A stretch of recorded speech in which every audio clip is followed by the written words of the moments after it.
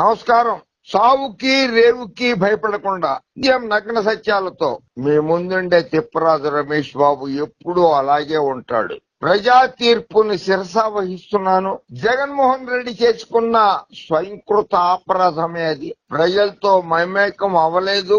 సద్దల రామకృష్ణారెడ్డి అనేటువంటి వ్యక్తి చంద్రబాబు నాయుడు దగ్గర 1000 కోట్ల రూపాయలు తీసుకుని శకునిలా ప్రవర్తించి చంద్రబాబుని గెలిపించాడు. ప్రజా తీర్పుని శిరసా వహిస్తున్నాము.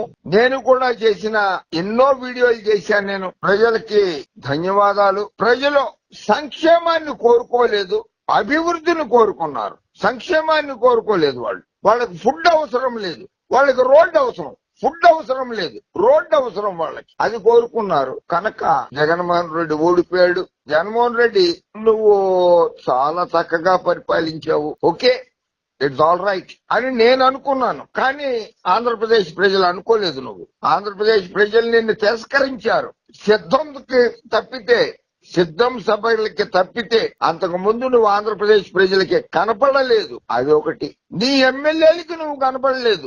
2, నీ ఎంపీలకి నువ్వు కనపడలేదు. 3, తిరుమల తిరుపతి దేవస్థానంలో దర్శనం చేయించలేని నీ ఎమ్మెల్యేలు ధర్మారెడ్డి పుణ్యమా అని. ధర్మారెడ్డి అనేవాడు ఉంటే తిరుమల తిరుపతి దేవస్థానంలో నీ ఎమ్మెల్యేలు ఇచ్చిన లెటర్లు, నీ ఎంపీలు ఇచ్చిన లెటర్లు డస్ట్బిన్ లో పారేశాడు ధర్మారెడ్డి అనేవాడు. అది దర్శనాలు కూడా చేయించలేని పరిస్థితి ప్రభుత్వాన్ని నడిపావు జగన్మోహన్ రెడ్డి. 3, తప్పులు చెప్పడం కాదు. నీ సంక్షేమ పథకాలు బాగా జరిగినాయి. 4,81,000 కోట్ల రూపాయలు సంక్షేమ పథకాల్ని డైరెక్ట్ బెనిఫిషియరీ ట్రాన్స్ఫర్ ద్వారా వేసినా సరే ప్రజలు తిరస్కరించారు. అవ్వాతాతలు, అక్కా చెల్లెళ్ళు, అన్నాదమ్ములు అందరికీ కూడా నువ్వు చేసావు. ఆటో డ్రైవర్లకి 10,000 రూపాయలు ఇస్తే నేను తిరుపతి వెళ్ళినప్పుడు ఒక ఆటోలో ఆటో డ్రైవర్ని అడిగితే ఇచ్చాడు జగన్ 10,000. 4,000 దొబ్బేశాడు మా దగ్గర నుంచి. ఎందుకు దొబ్బేశాడయ్యా అని అడిగితే ఆ పోలీసు వాళ్ళు ఫైన్లు వేశారు. చంద్రబాబు ఉన్నప్పుడు వేయలేదు, వీడు వచ్చినాక జగన్ కాడు వచ్చిన తర్వాత మాకు ఫైన్లు వేయడం మొదలెట్టాడని చెప్పారు నాకు. ఒక ముఖ్యమంత్రిని పట్టుకుని నీ దగ్గర 10,000 తీసుకుని 4,000 ఫైన్లు కట్టిన వాడు అంటున్నాడు ఒక ముఖ్యమంత్రిని పట్టుకుని నీ దగ్గర 10,000 తీసుకుని. So it doesn't mean mister Jaganmohan Reddy, Sajjala Ramakrishna Reddy పార్టీని భ్రష్టు పట్టించాడు. 2, 4 ఎంపీ రాజ్యసభ సీట్లు వస్తే 2 తెలంగాణ వాళ్ళకి ఇచ్చావు నువ్వు. 1 నిరంజన్ రెడ్డి, 2 ఆర్ కృష్ణయ్య. ఆంధ్రప్రదేశ్ లో బీసీలు లేరా? ఆర్ కృష్ణయ్య తెలంగాణ వాడు, వాడికి ఎందుకు ఇచ్చావు అక్కడ? నిరంజన్ రెడ్డి తెలంగాణ వాడు, అక్కడ ఆంధ్రాలో రెడ్లు లేరా నీకు ఇవ్వడానికి? ఒక్కడికన్నా ఇచ్చావా? 2. ఇటువంటి తప్పులు చాలా చేశావు జగన్మోహన్ రెడ్డి. 4లో 2 ఇచ్చావు. అలాంటివి చాలా తప్పులు చేయడం జరిగింది. ఎక్కడ చిత్తూరు జిల్లా, ఎక్కడ ప్రకాశం జిల్లా, అక్కడ ఉన్నటువంటి చెవిరెడ్డి భాస్కర్ రెడ్డిని తీసుకొచ్చి ఒంగోలులో పార్లమెంట్ సీటుకి పోటీ చేస్తావా? ఎక్కడ నెల్లూరు, ఎక్కడ నరసరావుపేట? నెల్లూరు నుంచి తీసుకొచ్చి అనిల్ కుమార్ యాదవ్ ని నరసరావుపేటలో పోటీ చేయిస్తావా? వసంత కృష్ణ ప్రసాద్ ఏం తప్పు చేశాడని పార్టీలో నుంచి గెంటేశావు. పెనమలూరులో వాడు నా కొడుకులాగా పెరిగాడు నా దగ్గర. కేపీ రెడ్డి గారి కుమారుడు వాడు. నిన్ను డబ్బులు అడగడు, నీ దగ్గర డబ్బులు తీసుకోడు. అటువంటి పార్థసారథిని పార్టీలో నుంచి ఎందుకు బయట పెట్టావు? జొన్నలగడ్డ పద్మావతి అనంతపురం జిల్లాలో నీకేం అన్యాయం చేసింది? నిన్ను వెంట పెట్టుకునే ఉంది కదా. అంటే ఓహో, సాయంత్రం ఎప్పుడో కలవాలనంటే కలవలేదనా, సీట్ ఇవ్వకుండా బయటికి పంపించింది. ఓకే, సద్దల రామకృష్ణారెడ్డి పార్టీ నడిపాడా, జగన్మోహన్ రెడ్డి పార్టీని నడిపాడా? ఆంధ్రప్రదేశ్ ప్రజలకు తెలియజేయండి. సద్దల రామకృష్ణారెడ్డి అని అతను పార్టీ నడిపాడా? వైఎస్ఆర్ కాంగ్రెస్ పార్టీని, వైఎస్ జగన్మోహన్ రెడ్డి పార్టీని నడిపాడు? ఆంధ్రప్రదేశ్ ప్రజలకి తెలియజేస్తే 2029లో ఓట్లు అడగండి. 2029లో ఓట్లు అడగండి. ఇంత దారుణంగా ఓడిపోవడానికి కారణం మిస్టర్ సజ్జల రామకృష్ణారెడ్డి మాత్రమే. ఎవరెవరికి నువ్వు అధికార పదవులు ఇచ్చావు? చంద్రబాబు నాయుడు నిరాహార దీక్ష చేస్తే ఆయన పక్కన పడుకున్న దేవులపల్లి అమరుని నీ media adviser, international adviser, national and national adviser. Chandrababu Naidu దగ్గర పక్కలో పడుకున్నవాడు, వాడికి ఇంటర్నేషనల్ నేషనల్ మీడియా అడ్వైజర్ పదవి ఇస్తావా?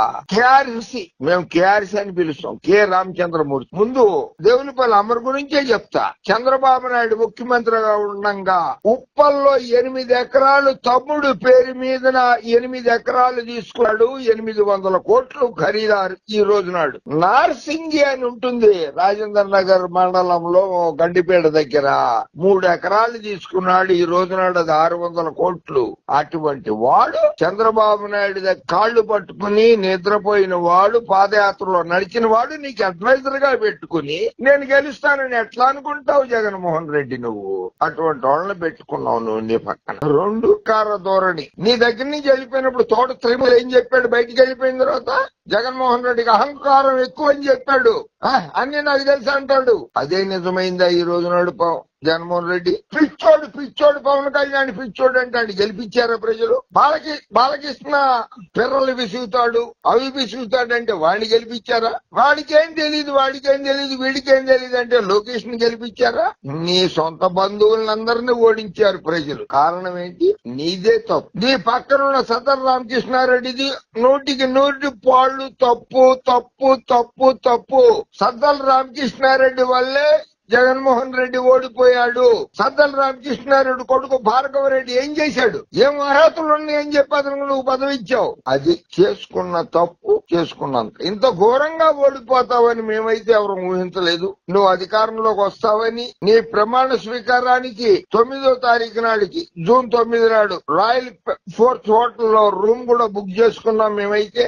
అటువంటిది ఇంత ఘోరంగా ఓడిపోతాము నువ్వు అని చెప్పి మేము ఊహించలేదు. బట్ ఆంధ్రప్రదేశ్ ప్రజలకి నమస్కారాలు. మీ తీర్పుకి శిరస వహిస్తున్నాను. నేను కూడా వహిస్తున్నా. జగన్మోహన్ రెడ్డి వహిస్తాడో నాకు అనవసరం, అది నేను వహిస్తా. ఎందుకంటే మిమ్మల్ని చాలా సార్లు నేను ప్రాధేయపడ్డాను. చంద్రబాబు లాంటి మూర్ఖుడికి ఓటు వెయ్యొద్దని ప్రాధేయపడ్డాను. అయినా సరే మీరు వేశారు కనుక మీరే గొప్పవాళ్లు. ఆంధ్రప్రదేశ్ ప్రజలే గొప్పవాళ్లు. ఆంధ్రప్రదేశ్ ప్రజానీకమే గొప్పవాళ్లు. కనుక మీ తీర్పుకి శిరస వహిస్తున్నాను. ప్రజా తీర్పును శిరస వహించడం అనేది రాజ్యాంగబద్ధంగా ఒప్పుకోవాల్సిన పద్ధతి. కనుక ఏదేమైనా సరే ఆయన కేసుల్లో నుంచి ఆయన బయటపడతాడు. జగన్మోహన్ రెడ్డి ఎమ్మెల్యేగా గెలిచాడు కనుక ఆయన కేసుల్లో నుంచి ఆయన బయటపడతాడు. వైఎస్ఆర్సీపీ కార్యకర్తలు ఎవరైతే ఉన్నారో వాళ్ళు జైలు పాలవుతారు. వాళ్ళు జైలు పాలయ్యేది ఖాయమే. అది మాత్రం గ్యారంటీ. జగన్ నమ్ముకున్న కార్యకర్తలందరినీ కూడా చంద్రబాబు నాయుడు జైలుకు పంపుతాడు. మళ్లీ జగన్మోహన్ రెడ్డి అధికారంలోకి రావాలి అని అంటే అది చాలా కష్టమైన పరిస్థితి, క్లిష్టమైన పరిస్థితి. కన్నెత్తి చూడలేదు జగన్మోహన్ రెడ్డి కార్యకర్తల మీద. కార్యకర్తలను నిన్ను కలవనివ్వలేదు, ఎమ్మెల్యేలని కలవనివ్వలేదు, ఎంపీలని కలవనివ్వలేదు. ఇంత ద్రోహం చేసిన సజ్జల రామకృష్ణారెడ్డిని ఇంట్లో ఉంచుకుంటావో, పార్టీలో ఉంచుకుంటావో, పార్టీ నుంచి గెంటి తన్ని తరిమేస్తావో నిర్ణయించుకో. అధికారంలోకి మళ్లీ రావాలనుకుంటే అటువంటి దుర్మార్గ పాత్రికేయుల్ని పక్కన పెట్టుకోకు. నీతి నిజాయితీ ఉన్నటువంటి పాత్రికేయుల్ని పక్కన పెట్టుకో. చంద్రబాబు దగ్గర 1000 కోట్ల రూపాయలు తీసుకున్నటువంటి పాత్రికేయుడికి నువ్వు నీ అడ్వైజర్ గా పెట్టుకున్నావంటే అదే నీ రాజకీయాల్లో మూర్ఖత్వం జగన్మోహన్ రెడ్డి. ఓకే, ఇక నుంచి అయినా పార్టీ నడపదలుచుకున్నావా, పార్టీ మూసేయదలుచుకున్నావా ఆలోచించుకో. పార్టీ నడపదలుచుకుంటే చంద్రబాబు దగ్గర, పవన్ కళ్యాణ్ దగ్గర డబ్బులు తీసుకున్న వాళ్ళని ప్రోత్సహించకు. పార్టీలు వాళ్ళని ప్రోత్సహించకు. నీ తండ్రి గారి అభిమానులను దూరం చేసుకున్నావు, నీ అభిమానుల్ని దూరం చేసుకున్నావు. శకునిలాగా ప్రవర్తించిన సద్దల రామకృష్ణారెడ్డిని ఇంట్లో చిచ్చు పెట్టి నీ చెల్లెలికి నీ భార్యకి చిచ్చు పెట్టిన సద్దల రామకృష్ణారెడ్డిని తరిమేయి. అప్పుడే వైఎస్ఆర్ కాంగ్రెస్ పార్టీ బాగుపడుతుంది. అప్పటిదాకా వైఎస్ఆర్ కాంగ్రెస్ పార్టీకి చరిత్ర ఉండబోదు కూడా. ఇక నుంచి రాసి పెట్టుకో జగన్మోహన్ రెడ్డి. ఓకే, జై హింద్.